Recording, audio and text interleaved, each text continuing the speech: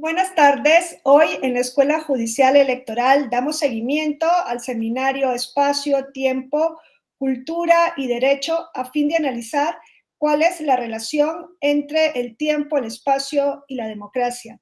En las sesiones anteriores se han venido abordando, ¿no?, las temáticas de la perspectiva del tiempo y del espacio según la física, según la sociología y según la filosofía del derecho. Hoy nos acompaña el doctor José Ignacio Lanzagorta García para introducirnos en la visión del espacio y del tiempo desde otra óptica, desde la de la sociología y la antropología, para ayudarnos a abordar estos temas de otra forma metodológica. Antes de darle el uso de la voz, voy a compartirles su reseña curricular. José Ignacio Lanzagorta García es antropólogo urbano, es doctor en Ciencias Sociales por el Colegio de México, donde desarrolló su tesis sobre la zona rosa de la Ciudad de México, misma sobre la cual actualmente prepara un libro. Ha sido profesor en la Facultad de Ciencias Políticas y Sociales de la Universidad Nacional Autónoma de México, así como en la Universidad del Claustro de Sor Juana. También es editor de La Brújula, el blog de la revista Nexos dedicado a temas urbanos. Su principal tema de investigación es la antropología del espacio urbano, sobre la que trabaja a partir de la categoría de imaginario desarrollada en dos líneas. Por un lado, patrimonialización y centros históricos, y por el otro, género y diversidad sexual. Recientemente ha terminado su estancia postdoctoral en la Universidad Iberoamericana de la Ciudad de México, donde desarrolló sendos proyectos relacionados con ambas líneas de investigación. Y bueno, como les decía, hoy nos acompaña para cerrar este interesante seminario que se ha venido abordando desde las perspectivas que antes mencionábamos. Hoy lo encuadraremos dentro de la antropología. Para quienes participen aquí en la plataforma, pueden abrir su micrófono al final de la intervención del doctor, y para quienes nos siguen a través de las redes sociales, nos pueden hacer llegar por esa vía las preguntas y comentarios. Y dicho esto, le doy la palabra al doctor Lanzagorta García. Bienvenido. Muchísimas gracias, doctora Harkin. Pues bueno, buenas tardes a todos, a todas. Yo, primero que nada, pues agradezco enormemente al doctor Vázquez Moyers por su invitación a participar de este seminario. Desde que me lo mencionó me interesó mucho. Pues bueno, son justamente los temas que trabajo, claro, no desde el derecho. No soy abogado y a veces no me muevo muy bien en esas pistas, pero bueno, vamos a ver qué sale hoy. Y bueno, por supuesto que también agradezco a la doctora Harkin por organizar esta sesión. Y pues bueno, para hablar de esto, de los temas que a mí me apasionan y de los que yo espero que pueda transmitir algunas ideas o pautas generales que sirvan para quienes nos escuchan, tanto de manera como formal, como quienes nos sigan allá en YouTube, pues para la reflexión en general, y pues esperemos que se dé algún debate. Yo entiendo que aquí pues han tenido otras sesiones en las que han estado reflexionando sobre el tiempo y el espacio, estas vistas como categorías desde diferentes ángulos, y su relación con el derecho. En esta ocasión, pues como lo ha anunciado acá la doctora, pues me corresponde a mí presentarles el pensamiento que hacemos de estos mismos conceptos desde la antropología. Es decir, cómo miramos el tiempo y el espacio como objetos de la cultura, ¿no? Al final, tiempo y espacio no van a ser estas grandes categorías físicas, pesadas, objetivas, sino van a ser construcciones culturales, y eso es donde nos vamos a tratar de meter hoy y a ver qué les parece. Yo, bueno, debo decir, primero que nada, que mi aproximación a estos temas, el tiempo y el espacio, suele ser como de forma directa, es decir, me interesa la configuración cultural que hacemos del tiempo y del espacio para comprenderlas mejor, o para, como se suele decir en este campo, es para desnaturalizarlas. Y solo a partir de ahí busco sus implicaciones y sus relaciones con otros campos, como la política, el urbanismo, la planeación regional y otras categorías sociales. Desde luego, el género es una de las que me suele interesar mucho, y ahorita incluso haré algunos comentarios al respecto, pero también el terreno de las identidades, en fin, y que todo esto lo podemos siempre llevar a una antropología jurídica. En este caso, pues por supuesto, voy a realizar algunos apuntes de toda esta manera de pensar las cosas que tiene la antropología relacionadas con su campo de interés, que es el derecho. Lo primero, bueno, y lo más importante es esto que acabo de mencionar. Desde una mirada de la antropología crítica, ni el tiempo ni el espacio son conceptos naturales, entre comillas. Entiendo que esto puede resultar como un planteamiento confuso, como que no son naturales. ¿Qué cosa puede ser menos natural que la restricción cósmica de que somos siendo en el tiempo o somos estando en el espacio, ¿no? Sabemos que tanto desde la antigüedad clásica, allá en Grecia, así como probablemente en la mayor parte de las sociedades humanas, hemos problematizado una definición de ambas cosas, ¿no? Siempre estamos peleándonos sobre qué es el tiempo y qué es el espacio, sobre todo el tiempo, ¿no? Está el tiempo la que tiene una mayor complejidad y elaboración tanto desde la filosofía como de la física, mismas que pues, imagino que abordaron en las sesiones anteriores con todas sus aristas y complejidades, ¿no? Nos hemos partido la cabeza por tratar de entender qué es el tiempo, cuál es su sustancia, ¿no? Si es una imitación o una demostración de la idea pura de una eternidad estática, o si es una característica universal que se crea a cada momento a partir de las fuerzas que organizan y mueven toda la materia, ¿no? En cambio, la categoría de espacio probablemente tiene una trayectoria un poco más discreta que la del tiempo, ¿no? El espacio puede ser conocido o desconocido, puede estar en expansión o puede ser estático, o incluso puede estar en contracción, que esa es una de las teorías también de la física, ¿no? Sobre cómo funciona el espacio. Pero pensamos que el espacio siempre ahí está, ¿no? El espacio es como una precondición de todo lo que existe. Es como un escenario que puede ser o no cambiante, pero es el escenario donde se desarrolla pues todo lo que ocurre, ¿no?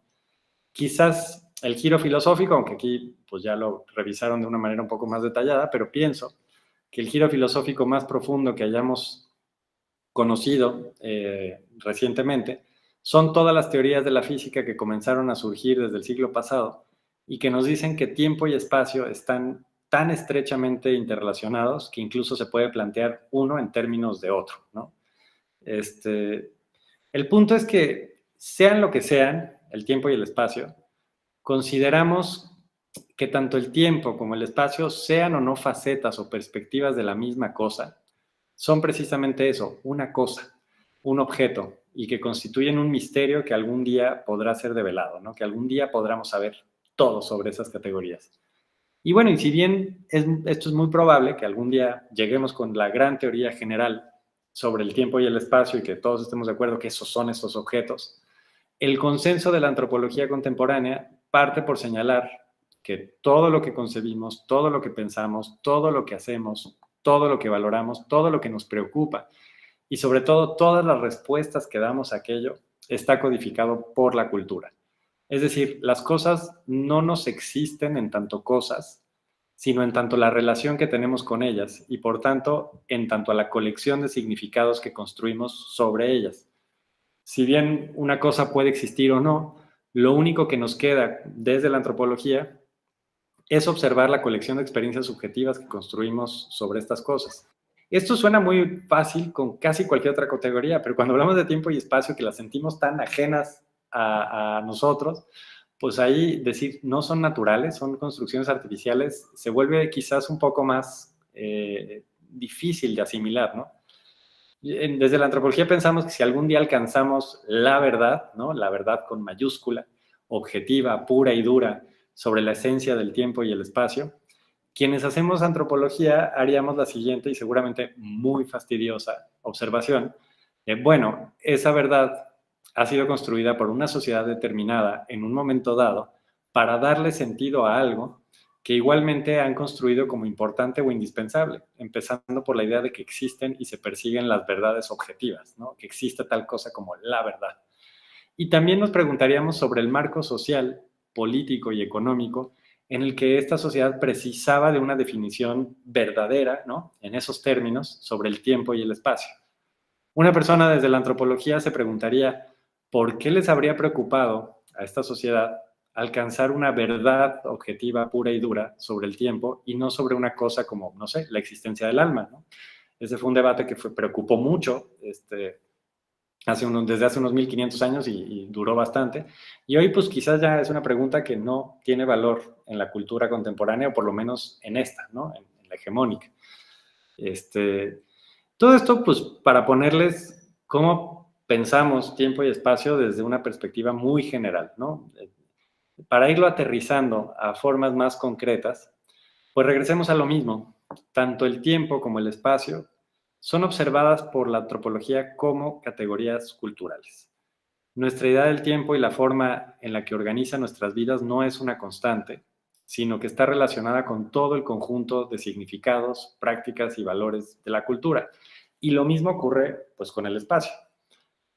En el caso del tiempo, que quizás pues les decía que es el que tiene como más elaboración, más trayectoria, digamos, existen ejemplos muy sencillos que nos permiten entender esto que les estoy diciendo. Me imagino que aquí todas las personas que están conectadas o que nos escuchan, pues tienen una noción compartida de que el tiempo, digamos, transcurre más lento, ¿no? Es una convención común, fuera de las grandes ciudades. Sobre todo si nos vamos a pequeños pueblos que aún viven de la agricultura de subsistencia, ¿no? Piénsenlo las veces que hayan visitado estos pueblos. Decimos que en algunas ciudades la gente camina de forma más apresurada que en otras, o que en el campo las personas regulan sus horarios a partir del día y la noche, o por ejemplo también a partir de los campanarios de las iglesias, ¿no? Y sabemos muy bien por qué esto es así. Sabemos que el tiempo no vale, entre comillas, lo mismo en un lado que en otro. La lógica de la productividad, que es a su vez otro valor cultural, es decir, tampoco hay nada natural en asumir que la sociedad debe ordenarse a partir de producir más bienes y servicios en un menor tiempo y acumularlos, sería como esta explicación inmediata que daríamos a por qué el tiempo se percibe o se construye socialmente distinto en el campo que en la ciudad, e insisto, sobre todo en este campo que tiene una economía de subsistencia, que no está articulada a la gran economía. Entonces, este ejemplo como que creo que para todos y todas nos resulta familiar, ¿no? Y además cuenta con una larga elaboración teórica desde varios aspectos, desde la antropología, desde la geografía, desde la sociología, por supuesto. En las ciudades, y bueno, a ver, y esto se traduce pensando ya en términos jurídicos, esta diferente noción del tiempo en las ciudades y desde tiempos industriales, pues tenemos formas de reglamentarlo, de reglamentar esta experiencia del tiempo. Por ejemplo, ahí están las tarjetas de entrada y de salida de los trabajos, ¿no? Estas tarjetas de entrada y de salida precisamente lo que hacen es regular el tiempo, transmitírnoslo a un orden jurídico sobre cómo estamos entendiendo pues la experiencia de habitar el mundo, ¿no?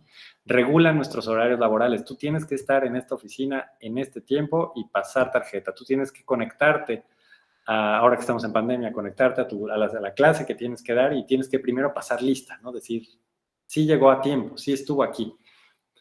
Y pues hay un montón de indicadores asociados a la productividad de algo, ¿no? Basados en estos marcos temporales y los procesos los evaluamos en torno a su duración, ¿no? ¿Cuánto duró hacer esto? ¿Cuánto? Y casi todo está como muy asociado a este lenguaje económico, ¿no? Y a este lenguaje de productividad. Esto digamos que es como la capa más evidente de cómo el tiempo pues tiene diferente valor y tiene diferente regulación dependiendo valores culturales.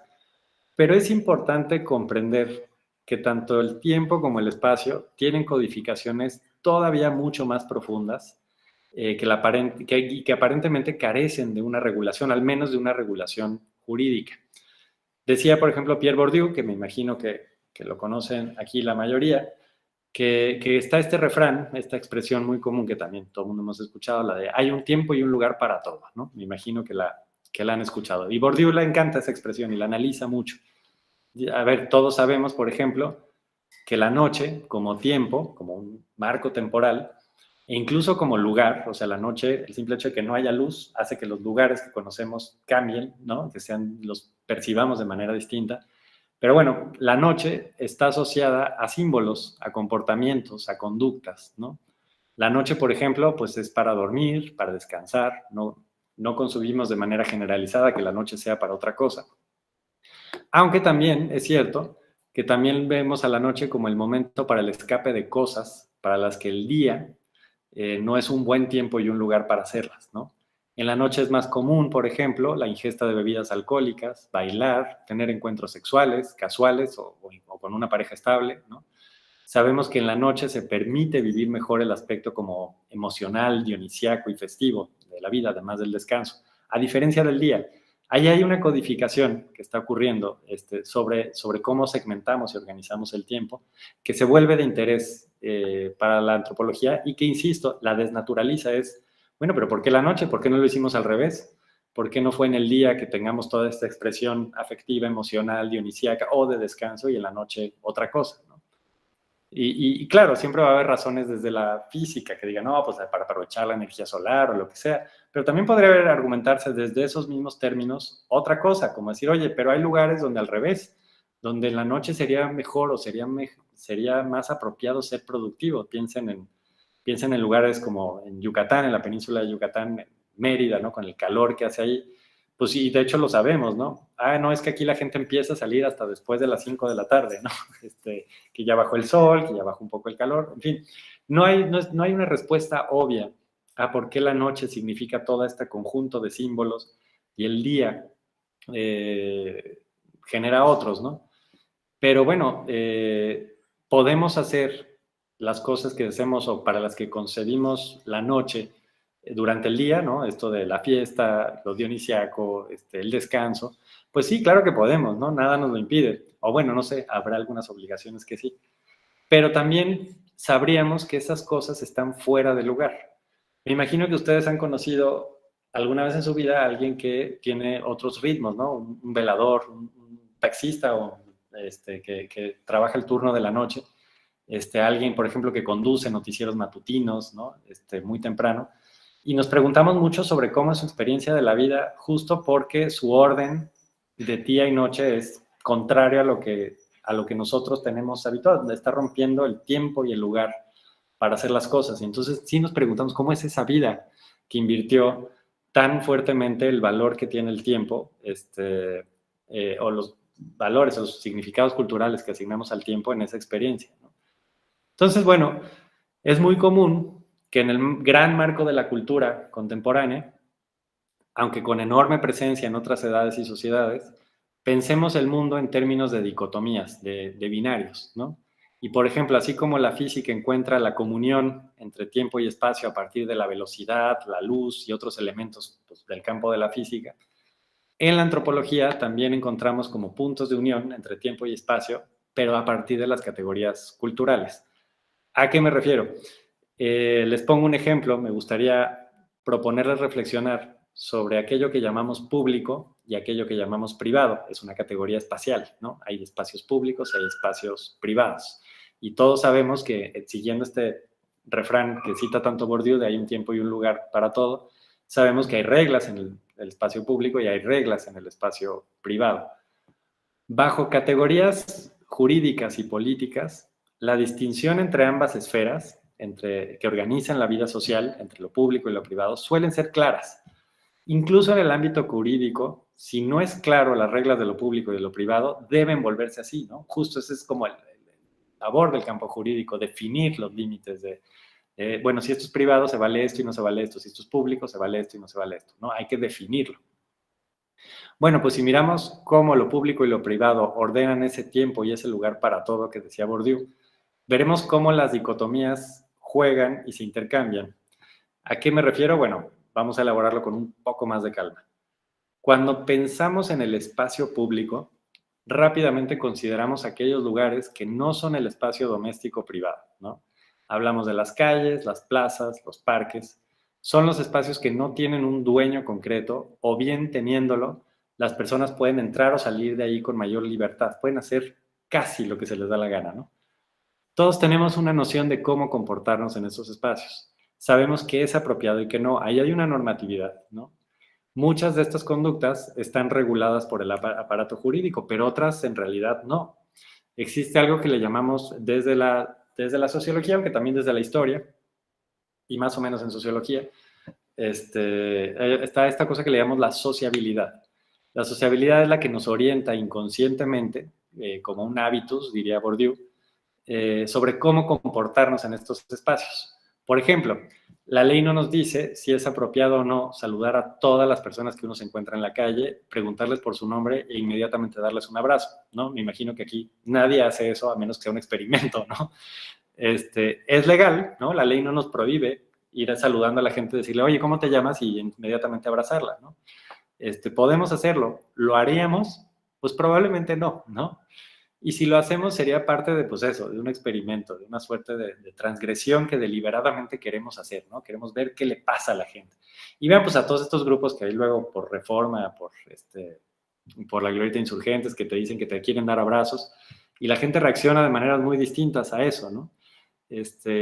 Si hacemos este experimento de ir por la calle a todo el mundo preguntándole su nombre y abrazándola, pues algunas personas responderán amablemente, aunque definitivamente sorprendidas, y otras pues quedarán tan contrariadas que en una de esas hasta nos ganamos un insulto, ¿no? ¿Por qué? Porque se están transgrediendo las reglas de ese espacio. ¿Por qué? Porque típicamente el contacto personal entre desconocidos y la producción de una conexión afectiva, ¿no? El abrazo entre ellos, pues suele estar consignada a otros lugares, algunos de ellos públicos también, pero habiendo producido un evento, lograr que el evento, el espacio público, por un momento se construya como un espacio privado, que haga posible esta inversión de reglas, que haga posible el acercarse al desconocido, preguntarle su nombre y abrazarla, ¿no? Piensen en eventos masivos que se hacen de algún tipo de curso o de políticos que hacen sus jornadas en las plazas para pues acercarse a la gente y demás, ¿no? Desde aquí ya vamos viendo cómo tiempo y espacio se mezclan. Se puede producir una sociabilidad imaginada para el ámbito privado, pero en aquello que llamamos público. Solo que pues sería tan efímera como lo que dure el evento que haya producido este espacio o esta duración privada en un espacio público. Y pues nada más se termina este evento en el espacio público, todo volverá al orden de la sociabilidad que entendemos de ese espacio público, ¿no? Lo que ocurre en nuestra reflexión sobre la noche y el día es que típicamente la noche permite que la sociabilidad del mundo privado se desborde sobre los espacios que habíamos pensado como públicos. Es algo que ocurre diario, ¿no? Y por eso es tan interesante.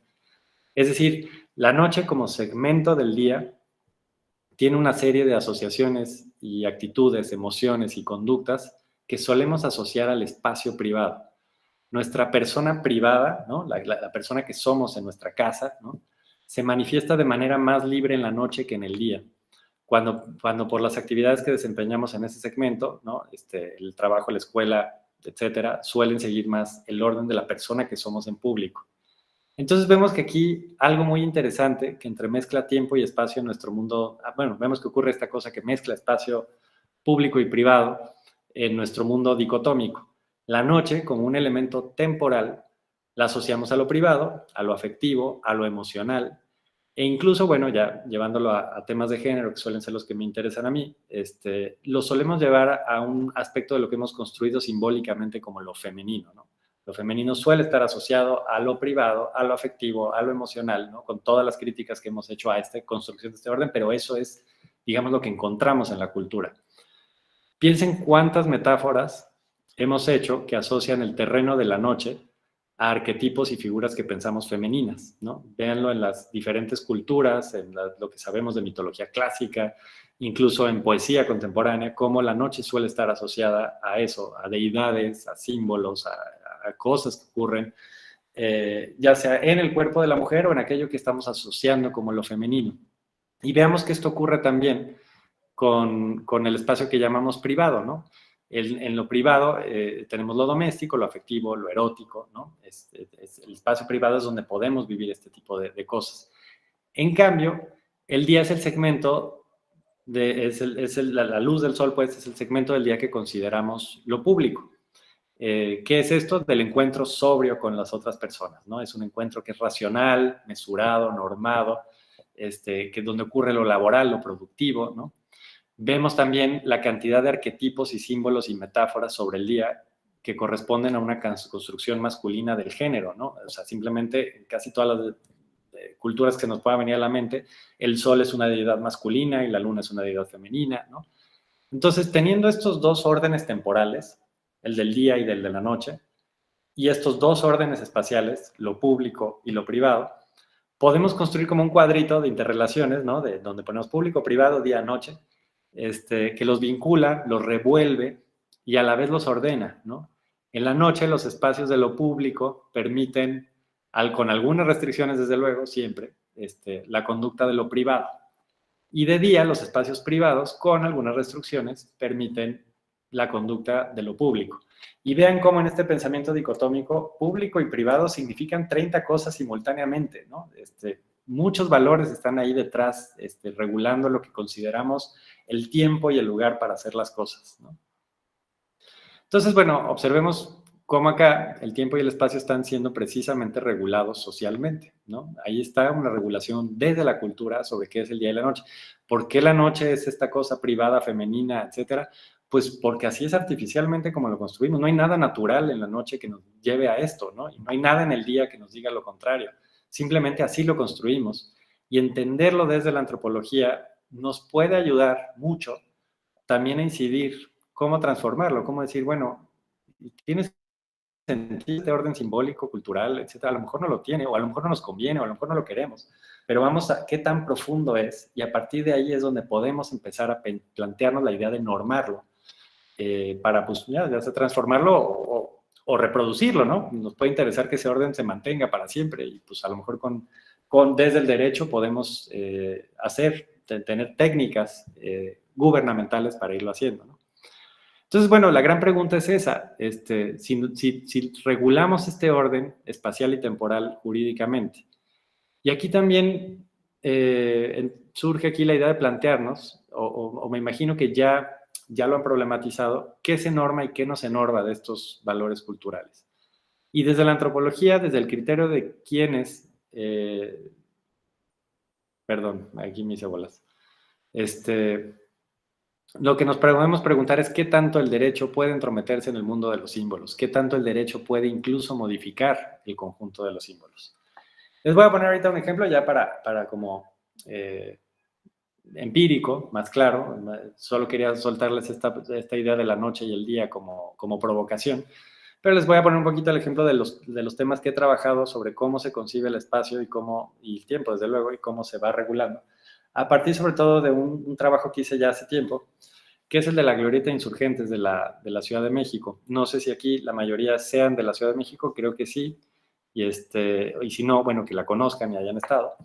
Pero la glorieta de Insurgentes de la Ciudad de México es este espacio donde, bueno, es una plaza, que es una plaza a desnivel, que está rodeada de vías de alta velocidad. Chapultepec e Insurgentes la cruzan, pero la plaza está como hundida, ¿no? Entonces solo se puede llegar como peatón a la plaza por túnel, pero la plaza también es a su vez una estación de metro, es decir, la otra forma de llegar a la plaza es a través de la línea 1 del metro, que tiene su estación, es la estación del metro Insurgentes, y justamente cuando uno sale del metro, sale a esta plaza, y bueno, y también tiene una estación de metrobús, que eso es más reciente. Ahí está una categoría espacial, la glorieta Insurgentes es un lugar. Lo que nos preguntamos desde la antropología es ¿qué la hace lugar? ¿Qué hace que este espacio sea un lugar y que podamos en nuestra cabeza delimitarlo, segmentarlo de las avenidas que la rodean y sobre todo entender lo que les mencionaba hace ratito, que es el orden de sociabilidad que va a haber ahí? Es decir, si ustedes están en la glorieta de Insurgentes, probablemente tengan una conducta relativamente distinta a la que tendrían si se van, por ejemplo, al Parque Río de Janeiro, que está a unas pocas cuadras al sur y al oriente de la glorieta de Insurgentes. Van a encontrar otro ambiente, van a encontrar otras normas, van a encontrar otras infraestructuras que les permitan acomodarse y su sentido del lugar en el que están, y por lo tanto, siguiendo con la categoría de Bourdieu de que hay un tiempo y un lugar para todo, probablemente modifiquen ese orden de sociabilidad que en la glorieta no tenían. Entonces, ¿qué pasa en un lugar como la glorieta Insurgentes? Cuando le hacemos un análisis cultural, pues vamos a empezar desde estas cosas súper abstractas, ¿no? Hay un orden distinto en la noche que en el día. ¿Qué pasa en la noche? ¿Qué pasa en el día? Pero tenemos que irlo aterrizando cada vez un poquito más y entender a quiénes son todos los actores que regulan o impulsan o participan en un orden político de estos espacios. El de la glorieta Insurgentes a mí me resulta particularmente fascinante porque, bueno, ¿es una plaza pública, sí o no? Pues un poco sí y un poco no. Está abierta todo el tiempo, ¿no? Uno puede pasar ahí a las 3 de la mañana y no hay ningún problema. No le ponen una cadenita, pero el metro sí deja de funcionar de 12 de la noche a 5 de la mañana y entonces cambia el acceso, el flujo, cómo llegar a esa plaza, va cambiando. ¿Es una plaza que sería como cualquier parque? No, resulta que la plaza jurídicamente se ha determinado que es propiedad del patrimonio del metro, entonces el metro puede tomar decisiones sobre qué se hace en ella y qué no se hace en ella. Entonces, por un lado vemos eso, ¿no? ¿Quién tiene ciertos derechos de propiedad y por lo tanto quién participa en imponer un cierto orden de sociabilidad ahí? El metro podría acordonar la zona cada noche, decir, bueno, pues ya cerramos, ya no existe la plaza, ¿no? Si quieren dar la vuelta, den la vuelta y es terrible. Quizás por otro orden más superior de gobierno de la ciudad, se dice, oye, no, sí necesitamos que este espacio siga siendo público, o sea, que la gente pueda transitar sobre la madrugada, porque si no, pues es una friega que tengas que dar un vuelto ¿no? Sobre todo si eres peatón. Bueno, de hecho, solo si eres peatón. Entonces ahí hay un tema que nos va regulando esto. Ahora, hay otra cosa que participa en la idea del lugar, que son las condiciones físicas del lugar, ¿no? Pero recuerden que en la antropología nada es externo a lo cultural. Por mucho que una cosa tenga una condición física, el espacio va a tener alguna codificación cultural. ¿Qué pasa en la Glorieta de Insurgentes? Para quienes la conocen, sabrán que pues, es un espacio muy amplio, con poca sombra, hay algunos arbolitos ahí, pero no pueden crecer mucho. Y entonces, pues si uno está ahí a las 12 del día, lo más probable es que te estés insolando. Hace tiempo le pusieron unos parasoles y es entretenido llegar ahí y verlos como esos parasoles siempre tienen gente abajo y el resto de la glorieta está vacío, ¿no? Porque pues sí, nadie se quiere freír ahí al sol. Incluso la luz del sol es tan intensa, tan fuerte, que uno cierra así como los ojos, es incómodo estar ahí de día. Y sin embargo, ahí está la gente, y está la gente que está esperando algo, que se quedó de ver ahí, que está haciendo tiempo antes de irse a su casa, a su trabajo, a la escuela, ¿no? Y que a lo mejor están esperando que baje la hora pico del metro, ¿no? Y eso permite un orden de sociabilidad que se está transformando a lo largo del día. Lo que a mí me empezó a resultar muy interesante es que en la tarde, esto ha ido cambiando, pero cuando hice esta investigación hace 10 años, al caer la tarde, cuando ya el sol dejaba de ser tan inclemente ahí, empezaba a funcionar la glorieta como punto de reunión de un montón de jóvenes y no tan jóvenes, que son esto que le llamábamos en los 90, ya creo que el término ya ha ido medio cayendo en desuso, pero esto que le llamamos las tribus urbanas, ¿no?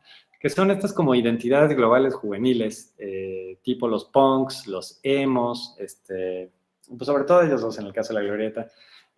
Ahora hay todo un grupo, bueno, también ha ido cambiando, pero los que tienen esta gran afición por el pop coreano y van y montan coreografías y se visten de manera particular y se ponen un guante de un color y otro no.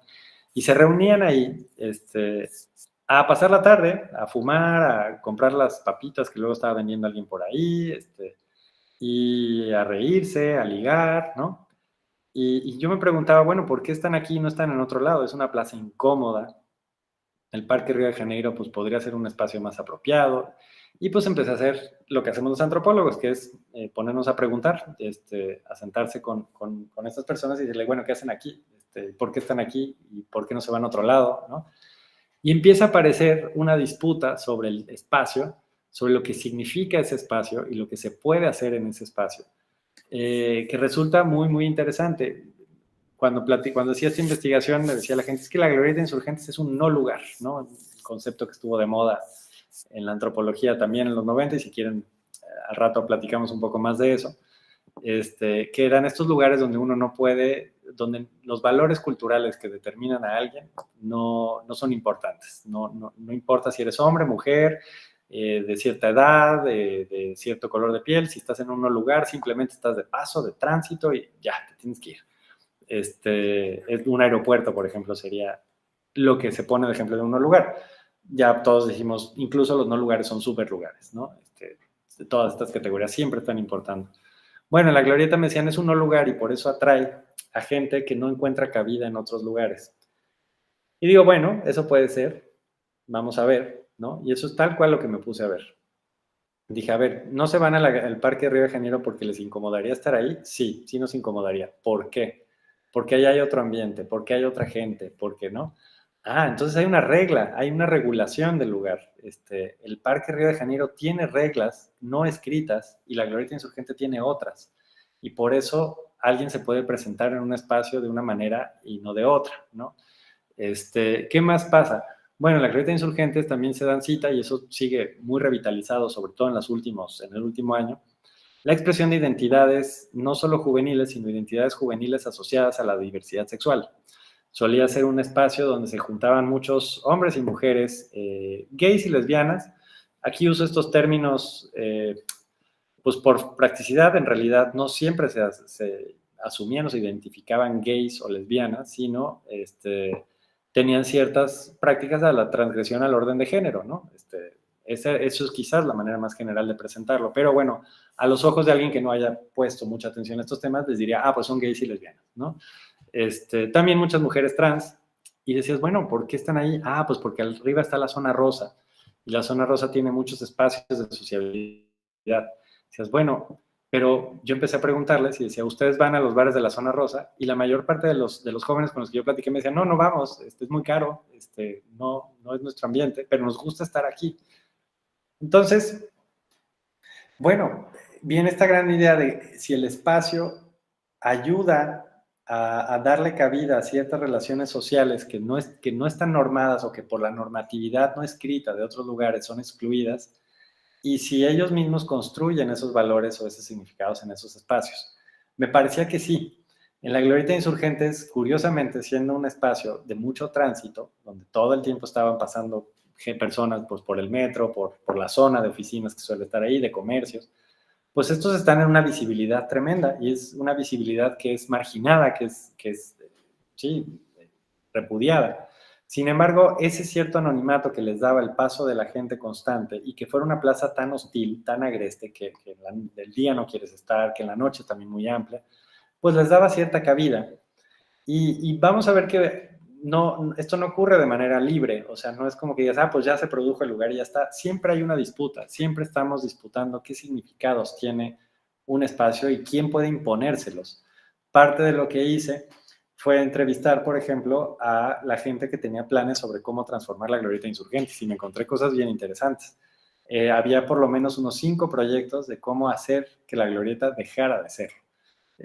Incluso me gustó mucho un arquitecto que me decía, hay que conquistar la Glorieta. Y dices, bueno, ¿quién la quiere conquistar? ¿De quién? ¿Quiénes son los enemigos que hay que someter? ¿No?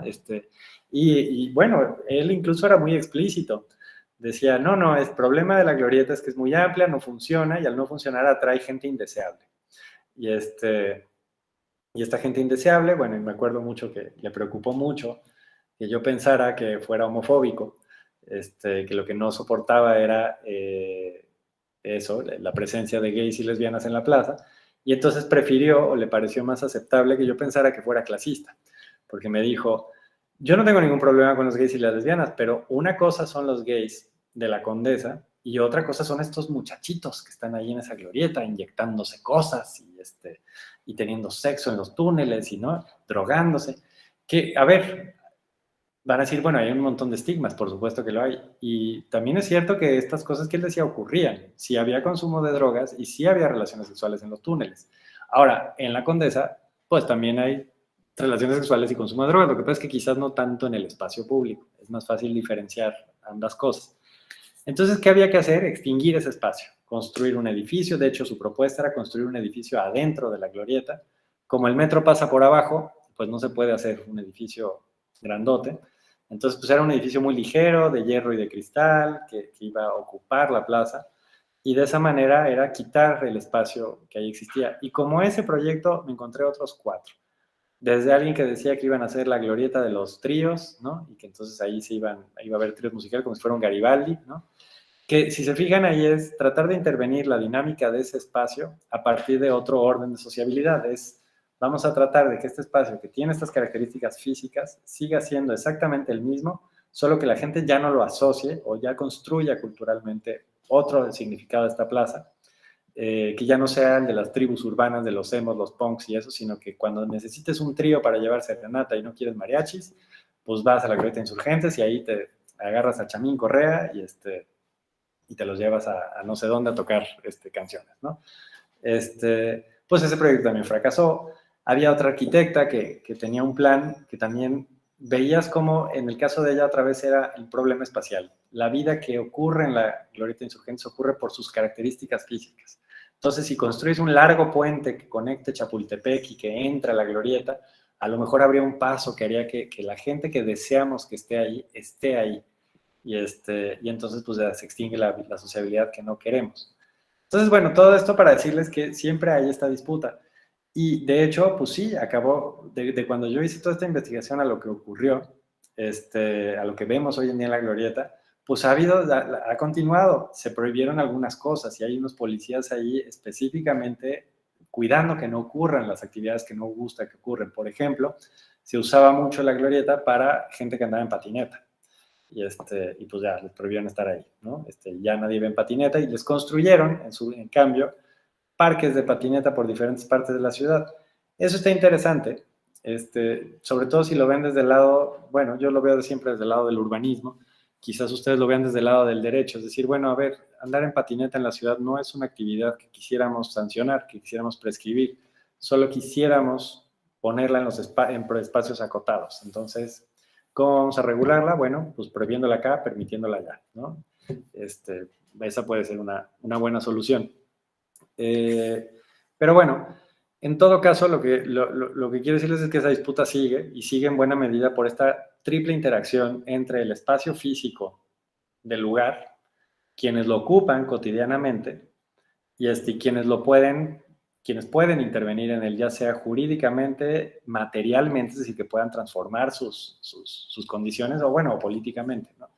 Entonces, una cosa interesante que me gustaría ponérselos como reflexión y ya ahorita para tener un espacio más para conversar, es esta idea de qué pensamos de los lugares y cómo los vamos construyendo culturalmente, cuáles son sus reglas, qué se vale hacer en qué tiempos sobre estos lugares y qué tanto se puede meter el derecho a normarlos o no.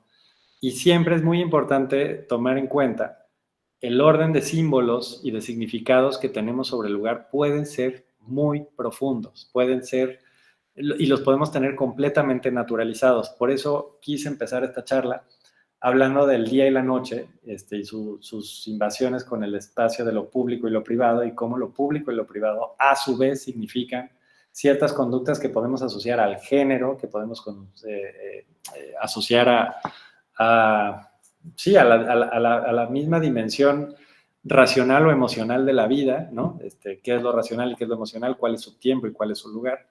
Y llevándolo a temas un poquito más concretos, justo les diría, bueno, piensen en cada lugar o en cada territorio, hay diferentes escalas, también si quieren ahorita conversando un poquito de manera un poquito más libre nos metemos a eso, qué es territorio y qué es lugar y qué significan culturalmente cada uno.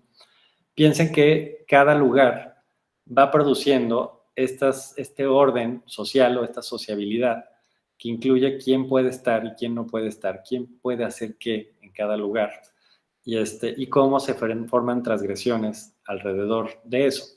De hecho, el propio Pierre Bourdieu, por ejemplo, decidió meterse con el espacio privado y decir, bueno, siempre estudiamos el espacio público, siempre vemos que los espacios públicos tienen pues diferentes reglas, diferentes participantes, etcétera, pero el espacio privado, que típicamente decimos que es la casa, pero bueno, no es el único lugar en la casa, también tiene un orden, también tiene hay una normatividad al interior del espacio privado, una sociabilidad que marca qué espacios y qué actividades puede hacer qué miembro de la familia. Y va a haber una diferencia cultural y temporal de cómo se modifican estos lugares en diferentes espacios. Por ejemplo, la cocina, ¿no? La cocina es un espacio para los hombres o las mujeres, para comer o para preparar la comida y ya, o puede ser el lugar para comer. Vean, por ejemplo, en la arquitectura contemporánea cómo se han transformado los espacios de la cocina. Si ustedes van a edificios viejos, la cocina muchas veces es una habitación concreta de la casa, a veces tiene puerta, ¿no? Y puede ser uno de los espacios más grandes, a veces también de los más iluminados. Y sí, tenía un orden social que marcaba por qué ese espacio de lo privado tenía esas características. Conforme ha ido cambiando el tiempo, si ustedes van a los edificios de departamentos nuevos, la cocina ha ido dejando de ser una habitación separada, ahora está integrada al departamento, suele ser integrada, se suele ir haciendo cada vez más chiquita, e incluso en muchos departamentos a mí me da la atención que es el espacio más oscuro de la casa, ¿no? Arruman en un lado, ¿no? Y vean que apareció otro baño, ¿no? Normalmente los departamentos grandes, viejos, de los años 40, 50, podemos tener un departamento de 130 metros con un baño, ¿no? Hoy en día estamos hablando de departamentos de 60, 70 metros que tienen 2 baños. Que dices, ¿por qué 2, no? Bueno, sabemos muy bien por qué. Bueno, se nos ocurre. Es que los departamentos ya cada vez cohabitan en ellos unidades que no se conciben como familia, ¿no? Sino tenemos esta idea de los roomies, gente que no se relacionan tan afectivamente, tan íntimamente entre sí, y entonces consideramos o seguimos considerando el baño como un espacio profundamente íntimo y privado, que vean cómo hace 60 años, no tanto, ¿no? Y entonces por eso necesitamos 2, no podemos estar compartiendo baños, eso es incomodísimo, no hemos construido bajo el concepto de intimidad contemporánea algo que nos permita compartir el baño. Cuando, pues eso, antes una familia entera, pues todos iban al baño en el mismo lugar, y podían ser familias de 6, 7 personas, y bueno, había ciertas normas para determinar eso. Entonces vean cómo el espacio privado también tiene estas regulaciones que se van transformando con la cultura y que los valores que explican estos cambios no siempre son tan evidentes. O sea, la lógica económica y de la producción es como es el primer nivel y es quizás el más potente, ¿no? Quien más ha estudiado esto, por ejemplo, es un geógrafo llamado David Harvey, que es el que trae de vuelta el espacio a las categorías antropológicas culturales, pero y siempre suele explicar la lógica económica detrás de estas cosas, de estos fenómenos, el de la cocina, el del baño, ¿no? Pero hay cosas más profundas que están ocurriendo sobre este orden simbólico, a veces tan pedestre como dicotómico, ¿no? Del género, de lo público, de lo privado, de lo afectivo, lo racional, lo bueno, lo malo, ¿no? Suele estar detrás de esta forma de ordenar y organizar los espacios. Pienso luego en los grandes territorios, y ahora sí ya con eso cierro. Así como nos fuimos ahorita hasta la cocina, literalmente, en el caso de los territorios urbanos, también hay reglas que se construyen colectivamente, o sea, más allá de la glorieta Insurgentes, que cambian ciertas normas. Por ejemplo, aquí me imagino que todas las personas que nos escuchan sí conocen muy bien la Ciudad de México, saben a qué barrios se pueden meter y a qué horas se pueden meter y a qué horas no, ¿no? O sea, si yo les digo, oigan, tengo una fiesta en Tepito, a las 11 de la noche, vamos, y nos vamos caminando, me van a decir, no, no, y por error, ¿no? A Tepito solo de día, cuando ya sabes qué quieres comprar, a dónde vas a ir, ¿no? Y aún así cuidando todo, ¿no? ¿Por qué? Porque tenemos un imaginario sobre este territorio, sabemos que el territorio es peligroso. Ahora, ¿es cierto que es peligroso o no? Puede ser, seguro que sí. Sí, mucha gente tiene experiencias bien traumáticas en Tepito, pero también un montón de gente no las tiene. Es mi caso, por ejemplo, yo no tengo ninguna mala experiencia ahí. Y sin embargo, sí tengo la noción de que es peligroso, ¿no? Entonces, hay una normatividad de qué se puede y qué no se puede hacer basado en esta idea de imaginario, de todos los símbolos que vamos construyendo de esto. ¿De dónde se nutre este imaginario? Pues de mil cosas. No es solo como la historia del lugar, ¿no? Es como, pues es que Tepito se construyó como un lugar marginal, de mercado, de contrabando, y entonces como es contrabando, ya se está haciendo una actividad ilícita y entonces eso se vincula a otras actividades ilícitas. Esa es una razón que se suele escuchar. Pero hay otras cosas también, ¿no?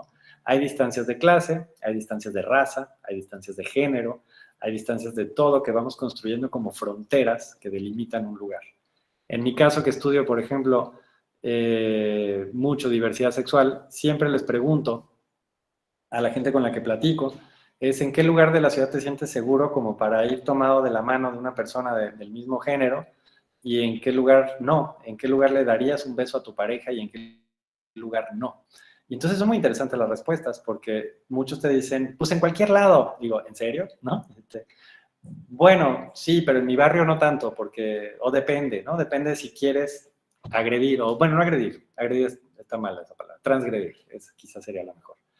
Y en cambio, si te vas a la zona rosa, pues en la zona rosa pues es muy factible que uno encuentre personas del mismo género tomadas de la mano, dándose besos, compartiendo afecto. Incluso en los espacios semiprivados, como el Centro Comercial Reforma 222, es muy común encontrar parejas de chavos o de chavas, o incluso personas que son leídas en el espacio público como personas trans, y te dicen, bueno, en otros lados no. A lo mejor en Coyoacán sí, a lo mejor en la Condesa también, pero en la Condesa no se sienten bien ciertas personas que son leídas como de una clase social más baja. Y entonces vean cómo el espacio público jamás es neutral, jamás, no puede serlo. La manera en la que estamos en el espacio siempre tiene una normatividad y que esa normatividad obedece a imaginarios, obedece a este conjunto de valores culturales que estamos ejerciendo y reproduciendo constantemente. Desde el derecho se trata de decir, oigan, no, el espacio público debe ser neutral y entonces se debe permitir todo esto. Si tú fuiste agredido en tu colonia por irte la mano tomado, por ir del tomado de la mano de una persona de tu mismo género, eso está mal, la persona que te agredió debe ser sancionada. Sin embargo, para la persona que sería víctima de esta agresión, diría, pues es que no me importa que la ley diga esto, de todos modos me la van a aplicar, de todos modos me van a insultar, me van a apedrear o pueden salir cosas peores, ¿no? Entonces, quizás ese tipo de cosas son las que se pueden tomar en cuenta a la hora de normar, como partir de estas ideas o estos conceptos jurídicos de la universalidad, de la neutralidad, y que están detrás, está muy bien como principio, pero en la práctica de cómo se construye el tiempo y cómo se construye el espacio, no son neutrales, no existe tal neutralidad. El tiempo está profundamente regulado por símbolos y órdenes de sociabilidad y el espacio también.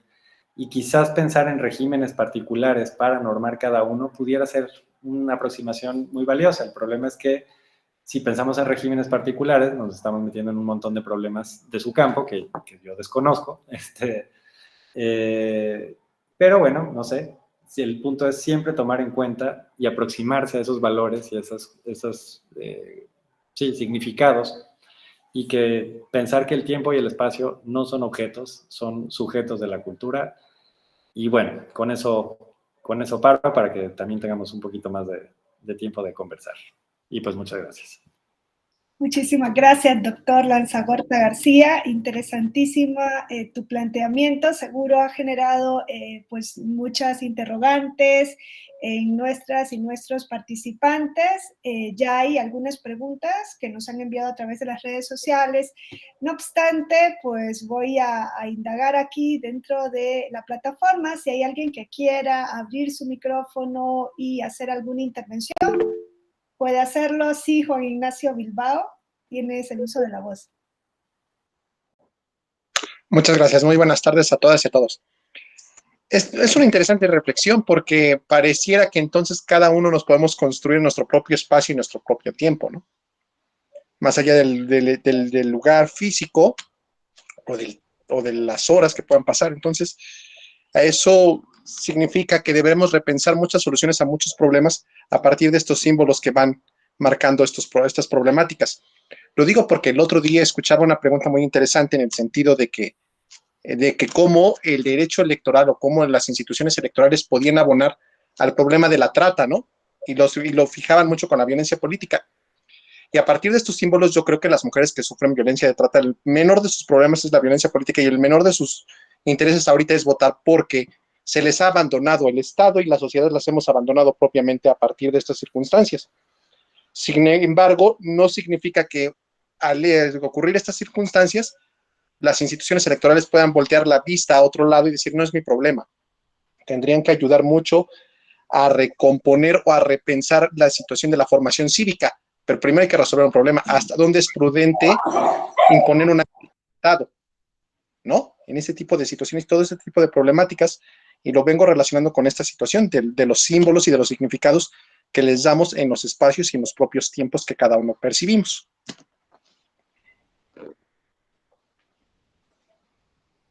Eso es todo. ¿Respondo, doctora Harkin? Sí, ¿verdad? Yo creo que sí, para luego hacerte llegar las siguientes. Muy bien. Pues muchísimas gracias, Juan Ignacio. Me detengo mucho sobre todo en lo primero que dijiste, esto de que cada quien puede determinar su propio tiempo y espacio. Y esto es cierto y no.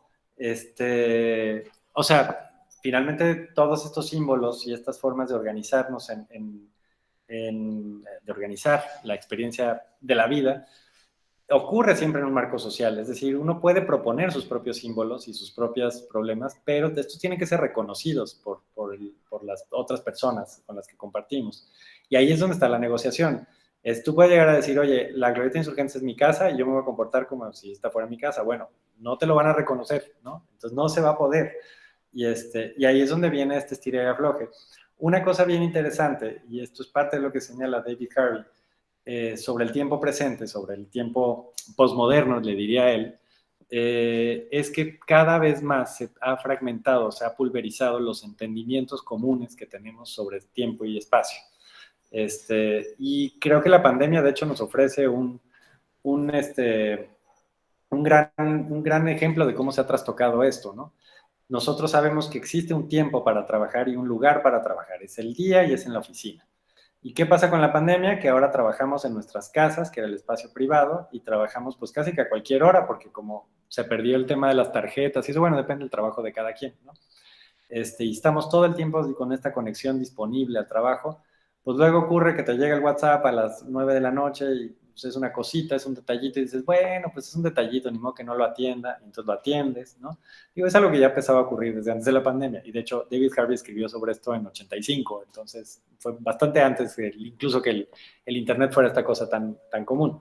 Pero el punto es que sí se ha ido pulverizando el entendimiento común sobre el tiempo y el espacio para las cosas, y de hecho, en su lectura, más bien todo tiempo y todo espacio se ha vuelto un espacio productivo y un espacio para la explotación. Desde luego tiene una lectura marxista, bueno, materialista, histórica de las cosas, y entonces dice, mientras más pueda llegar el mercado a vender y a colocar sus productos a más personas, y mientras más las personas puedan ser productivas desde cualquier tiempo y desde cualquier lugar, pues se van pulverizando estas cosas. La cosa triste es que él concluiría que esto se traduce en una pobreza de significados y de símbolos, o nuestra capacidad de atribuir símbolos y significados al tiempo y al espacio. Ya todos son equivalentes y todos son para lo mismo.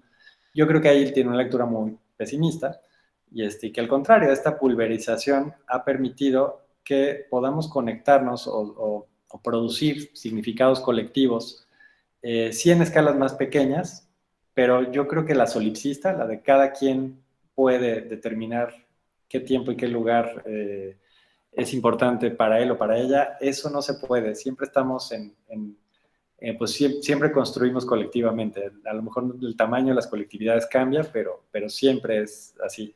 Y me detengo ahí porque lo otro tema que tratas, pues en realidad yo no lo manejo. Entonces creo que no sería apropiado que yo me metiera a eso, a esa reflexión.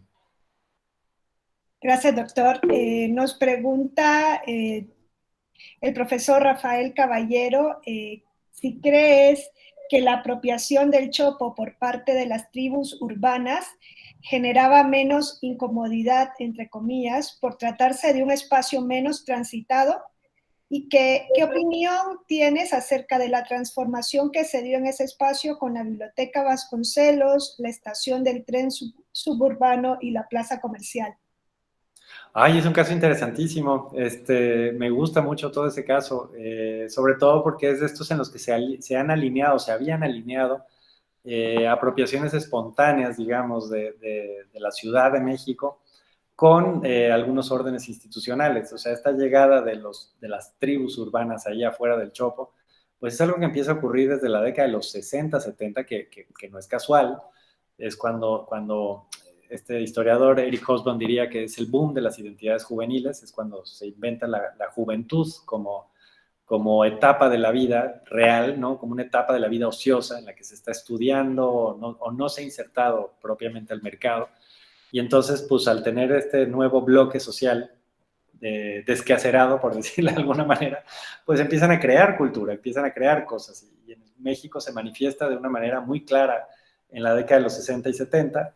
Y el Chopo es muy interesante porque sí se colocan en torno a, sobre todo esta pequeña calle que va de Insurgentes al Chopo, que sí es una calle que no es transitada, y entonces ahí pueden hacer su tianguis, etcétera, Y es muy interesante que el Museo del Chopo, cuando reabre o se reorganiza en la década de los 70, finales de la década de los 70, me parece que por Ángeles Mastretta, no sé si me estoy equivocando, creo que estoy cambiando quién fue quien lo hizo, quien estuvo a cargo del museo al principio, en vez de combatir esa vida que se estaba dando afuera, le dio toda la cabida, ¿no? Dijo, ahora este espacio de la calle, que está siendo ocupado por estos grupos, va a ser acompañado, asistido por una institución, que es una institución además de la UNAM, universitaria.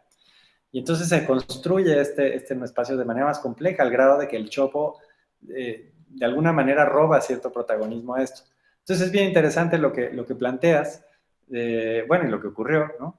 Que en algún momento dicen, pues se va de ahí el tianguis, se va a la Biblioteca Vasconcelos, y es curioso porque sigue existiendo esta idea del Estado de acompañar a esta apropiación del espacio. Lo que pasa es que sí la pide deslocalizar, se la lleva a otro lado, y le sigue diciendo, oye, todo esto que entendemos socialmente como la cultura, las instituciones culturales desde el Estado, te siguen acompañando. Ahora está la Biblioteca Vasconcelos, ¿no? No, sigue siendo una institución cultural del Estado la que te valida y la que te permite estar aquí. ¿Qué vimos en la práctica? Que sí disminuyó la afluencia, el tamaño que tenía este mercado que estaba en el Chopo, ahí sigue, ¿no? Y el Chopo tomó una vocación más de alta cultura, ¿no? Esta categoría, que por cierto también estudia mucho Pierre Bourdieu, para decir, hay culturas más altas que otras, ¿no? Hay culturas que te distinguen de clase social y hay otras que no. Y entonces, sí, el Chopo empezó a convertirse en un museo de alta cultura y de alguna manera segregó al Tianguis del Chopo. ¿Cómo se lee esto en términos urbanos o de antropología urbana? Que hay un interés por gentrificar la colonia Santa María la Ribera y entonces por eso el Chopo se puede convertir en un faro importante gentrificador, como un centro cultural de alta cultura, que tenga dentro este nuevo edificio que le construyeron, por arquitecto reconocido, y que las exposiciones empiecen a ser ahora de un arte, digamos, más, pues no quiero usar el término, pero sí leído como más elevado. Y en cambio, este tianguis marginal, el Estado no lo reprime, solo lo lleva a una colonia más popular que todavía no está bajo el proceso de gentrificación. Entonces es un reacomodo urbano bastante cruel, ¿no? Como suele ser la gentrificación, pero tampoco el peor de todos, porque por lo menos no extinguió el espacio que existía, solo lo movió del lugar y no extinguió la relación, el vínculo que había con el Estado a partir de ahí, solo que la Biblioteca Vasconcelos, por el tipo de institución que es, ciertamente no puede acompañar al tianguis de afuera como lo hacía el Chopo. O sea, es que el Chopo hacía adentro lecturas de poemas, de conciertitos musicales, de la gente que estaba ahí. La biblioteca pues no puede hacer eso, es una biblioteca, ¿no? Pero bueno, en fin, es un caso súper interesante. Muchas gracias. Nos pregunta también Lisette Sánchez. Bueno, primero me felicita por tu excelente ponencia y te pregunta ¿por qué consideras que el derecho no es natural? Muchas gracias, Lisette. Bueno, porque nada lo es. Un antropólogo te diría que absolutamente nada lo es. ¿Por qué no es natural? Porque es una construcción de la cultura. Es decir, en algún momento decidimos que tendríamos que regularnos de alguna manera y esa manera le llamamos derecho y bajo el derecho tratamos de poner un orden que primero lo consideramos moral, después, bueno, recuerden que no soy abogado, pero después en algún momento decidiremos que no existe, que lo moral es otra cosa y entonces el derecho tiene que ser positivo. Pero todo eso, esas transformaciones sobre cómo hemos concebido el derecho y cómo debe cambiar el derecho, van completamente configuradas o completamente de la mano de las otras transformaciones culturales que hemos tenido, que son transformaciones en el terreno epistemológico, en el terreno económico, en el terreno político, en el terreno filosófico, y en ese sentido no hay nada natural en el derecho. Bueno, podrían decir ustedes, lo natural del derecho es que siempre va a haber alguna manera de regularnos, ¿no? Ya sea a través de normas o de aparatos que hagan aplicar esa norma o a través de normas no escritas, no convencionales, que se sancionen de alguna otra manera. ¿Y eso pudiera ser lo natural? Sí, ok. Natural en el sentido de que es algo presente en toda sociedad. Lo que quiere decir es que no es estático. Un día se nos podría ocurrir otra cosa, otra manera de normarnos, otra manera de regularnos, Y sería interesante, como desde la antropología uno tiene que siempre esperar que todo el orden que tenemos, concebimos y vivimos pudiera no existir y pudiera existir de otra manera. Un día podríamos encontrarnos en una sociedad que lo suyo es andar parada de manos y pues nos preguntaríamos por qué y cómo se regulan y por qué si están cansados y, ¿no? Incluso no creo que no es bueno para la salud andar parado de manos, pero pues también hacemos un montón de cosas que no son buenas para la salud en nuestra sociedad. Entonces, en fin, a eso me refiero con que no es natural, que es siempre una construcción social y siempre la estamos modificando y adaptando a nuestros tiempos. También te pregunta Mirna, que pues tiene algún problema con su micrófono y por eso no hace la pregunta directo. Pregunta qué tanto influye el gobierno, el sistema y los medios de comunicación al momento en que el colectivo social se apropia o se forma estos espacios, como puede ser el acostumbrarse a vivir en espacios de 70 metros o el sentirse a gusto